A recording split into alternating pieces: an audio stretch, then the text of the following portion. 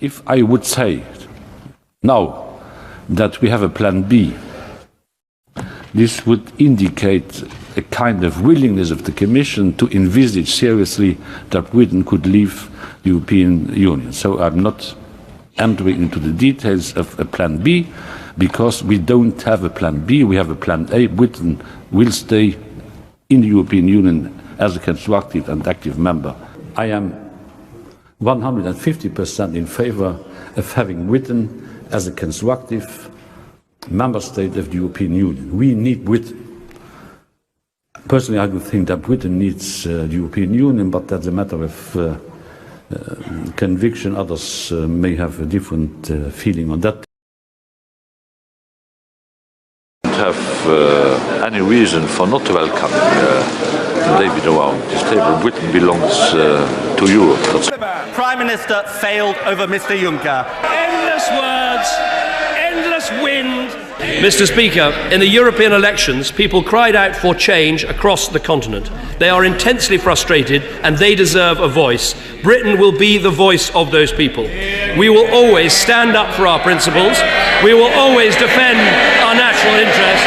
And we will fight with all we have to reform the EU over the next few years. He was outwitted, outmanoeuvred and outvoted. Instead of building our alliances in Europe, he is burning them. He is a defeated Prime Minister who cannot deliver for Britain.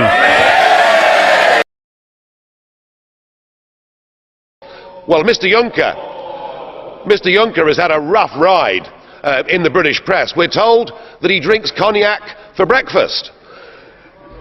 Yeah, I know that is not in the UKIP manifesto, I promise you. We're told he's Juncker the drunker. We're told he's a smoker. My God, isn't that awful? Some have even said that he drinks endless cups of black coffee, which is why he looks so old. We've got a referendum coming up at some point in the not too distant future in Britain. There is one thing that would convince the British voters to vote to remain part of a European Union, and that is a fundamental treaty change that says we no longer have to accept untramelled access to countless millions of people from across the whole of Europe. We need, and the British people demand, 80% of them want us to get back control of our borders so we can choose who comes to Britain. Now, European leaders endorsed Jean-Claude Juncker's nomination to be President of the European Commission on Friday, and then immediately moved to limit the fallout after fierce British opposition.